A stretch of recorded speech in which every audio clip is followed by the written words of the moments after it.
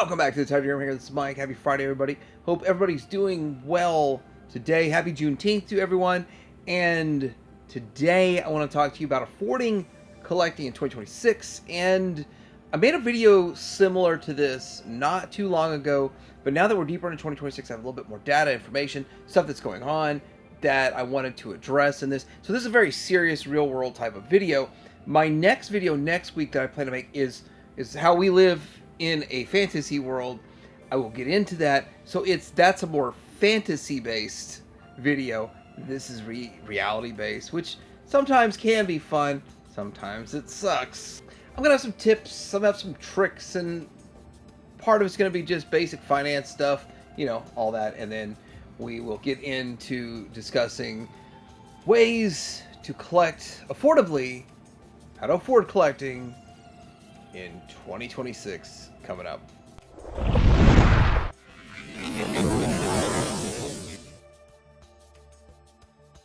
First thing I want to talk about is the primary income. A lot of people have their job, their primary income, and I just have a couple of tips about this.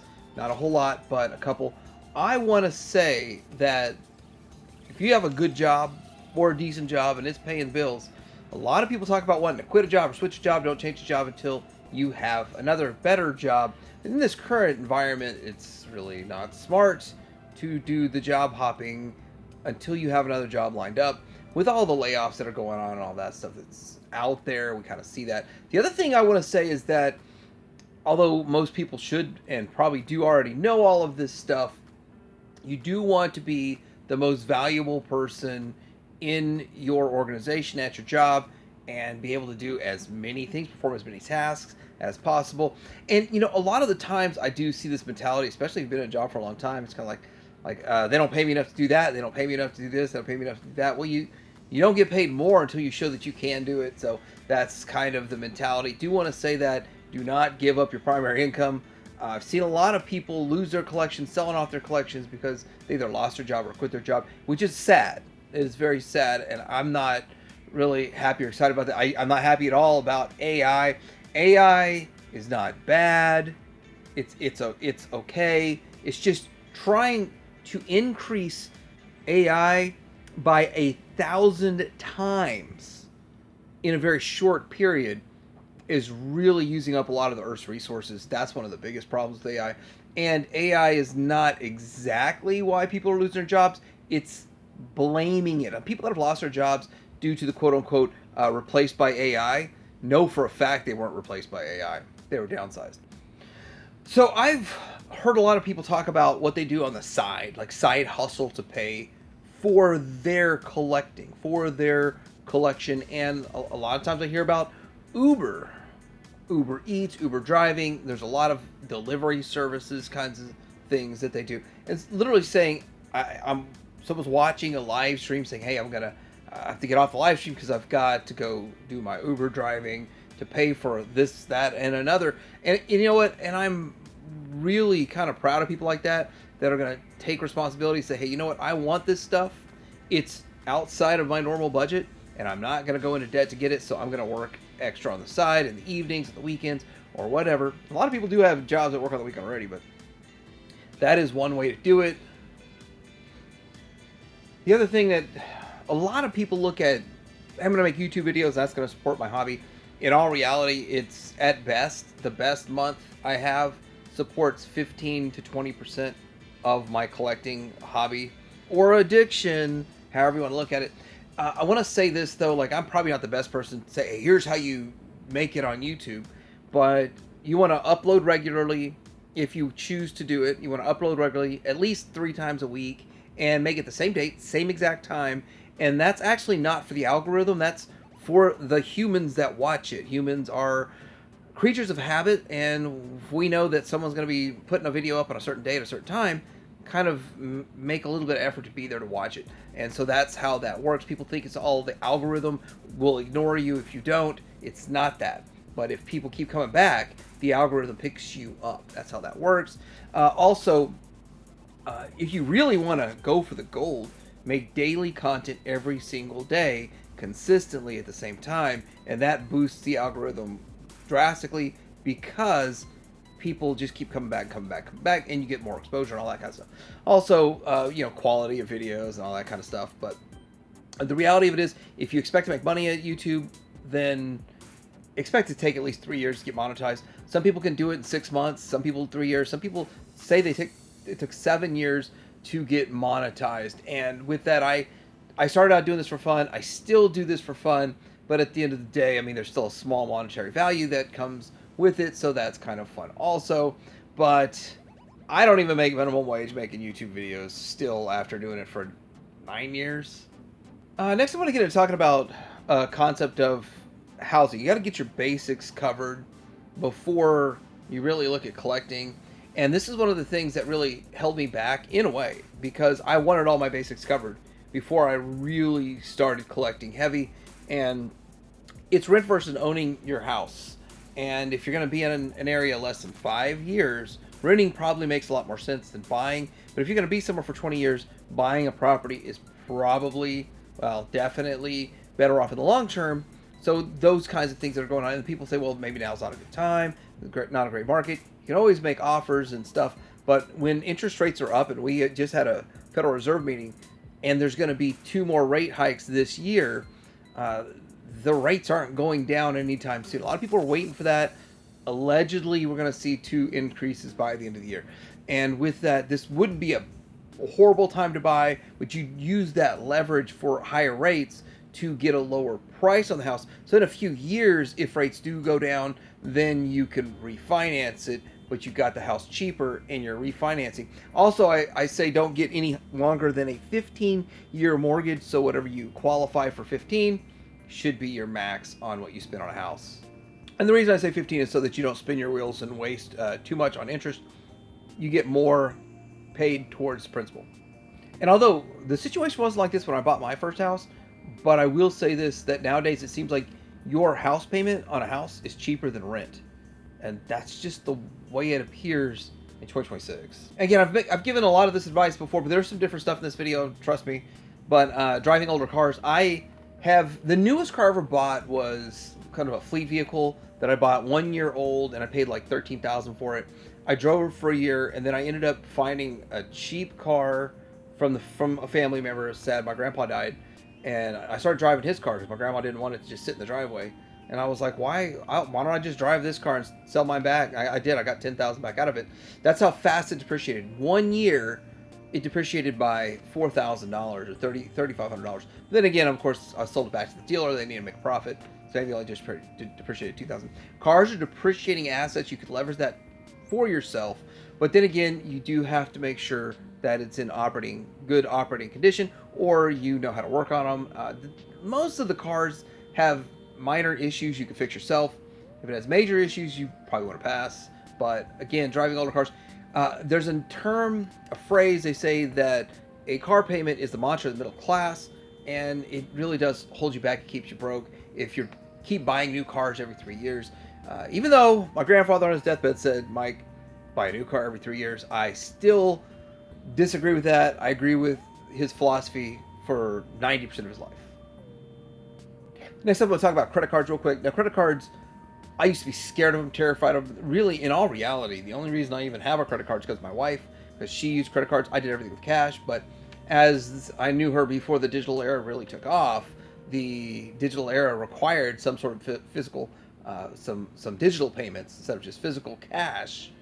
And that's when I started using credit cards. I started finding out about rewards. And if you pay your balance off every month, you'll never get interest or fees or any of that kind of stuff. Pay it on time or pay it really early. There's some tricks and hacks you can use to even boost your credit score. Don't wait till your bill comes in. Actually make your payment before your bill is generated, 2 or 3 days before your bill is generated. You still get the free cash for 3 weeks, but you just do it before it's generated. Therefore, you actually, it looks like you have no debt, and you boost your credit score up above 800, all those kinds of things. But the biggest thing is the rewards. I did the math. I used to think it was like 2,000 to 3,000. It's only right now, currently, with my current spending, about 1,500 a year in rewards. I think I got 44 on one and 66 on the other, but generally each about 60 to 70 each a month for the 2 cards that offer rewards. And so if you can be fiscally responsible, pay off your balance every month, then you can get some rewards towards collecting. Yeah, it's I literally just put a statement credit and get that 100 to 150 a month. Oh, and one thing, especially now, digital crime is up and all that kind of stuff. I would advise to never use debit card because it's a straight line to your money. A credit card actually puts a buffer between you and criminals and thieves, and they actually if they steal your credit card information and go around using it, they're stealing from the credit card company, not you. And the credit card company will fight them. So you've got that in there. Doesn't always work, but it worked for me in my Walmart situation. All right, now for buying some stuffs.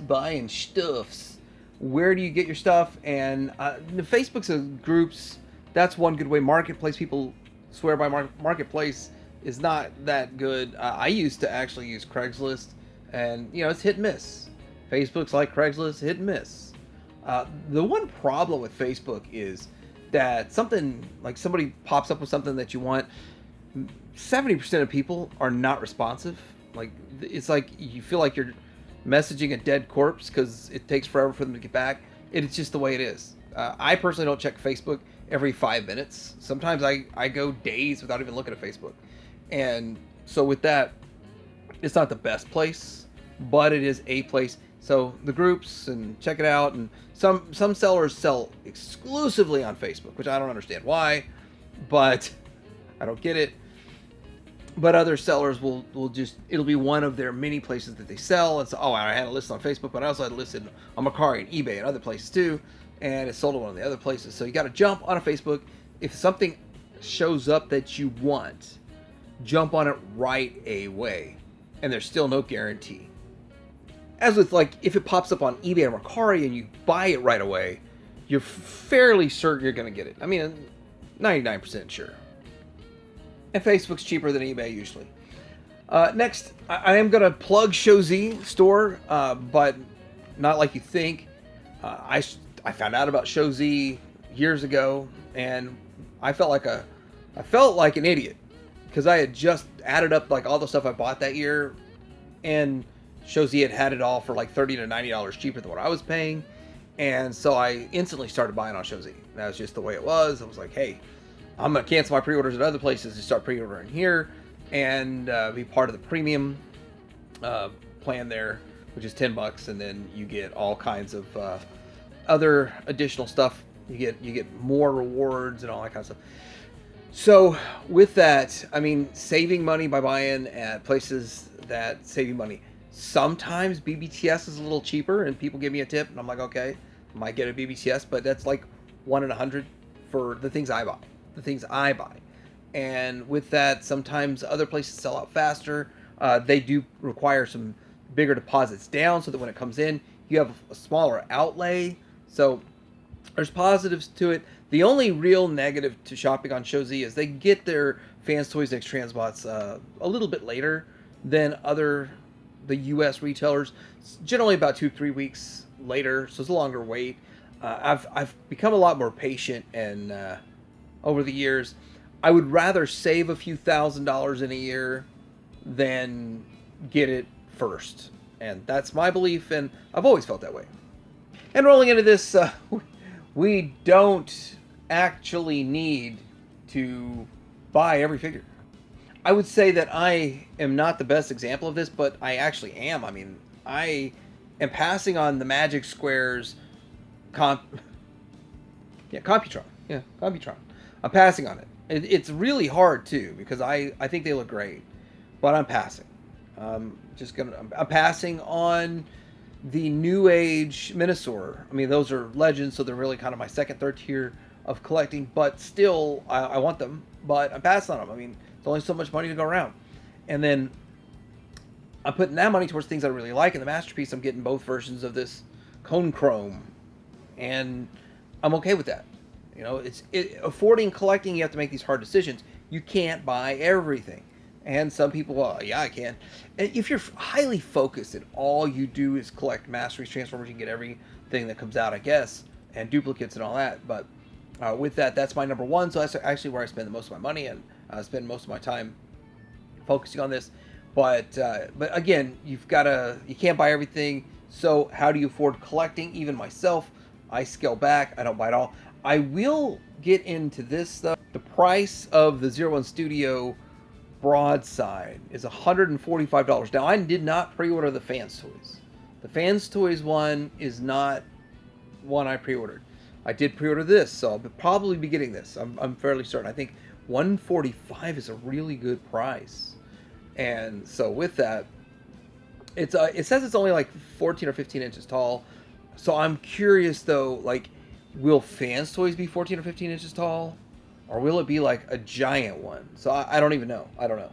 A lot of people feel like this character needs to be Titan size, Titan class size. So yeah, it's just one of those things. Anyway, if you're interested in getting this though, TH, support the reviewer.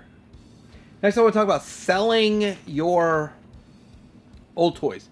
So I made a commitment in 2026 that I'm going to, what do you say? Get high on your own supply? No, that's not the right phrase. I'm going to support my habit with my habit, and I'm only going to spend as much as I sell of my old stuff. I'm at that point after 30 years of collecting that I should be able to do that. I mean, I really need to be doing that, space-wise, money-wise, and all that kind of stuff. So if I'm going to buy something new or lots of stuff new, I got to sell lots of old stuff. So it's a nice equilibrium. So it keeps coming in. And I've been successful at that. So I'm pretty much at a nice break even for the year. I've sold off enough stuff to pay for the stuff that I bought, and I bought a whole lot less stuff. I've kind of in my mind I said I'm not going to buy this, that, and another. I don't need duplicates of this, and I got rid of a lot of stuff. And I blew a lot of stuff out. Toy shows, a lot of stuff I sold for less than I paid. It is what it is. It's 2026, and you're gonna find that you're going to be selling stuff. If you want to sell stuff, if you want to get rid of it and help support your habit, support your collecting addiction, then you need to get rid of it. And I find it kind of enjoyable. For whatever reason, this is always my best, greatest, most funnest example. And this is why I go to this, because everyone can relate still. Can't wait till there's another big, I don't know, a big flip to where this thing used to go for $300 all day long. Then the 2.0 comes out, and now you can get one for $100. Here's the thing. If, well, 169, who knows what that $99 one's going to go for.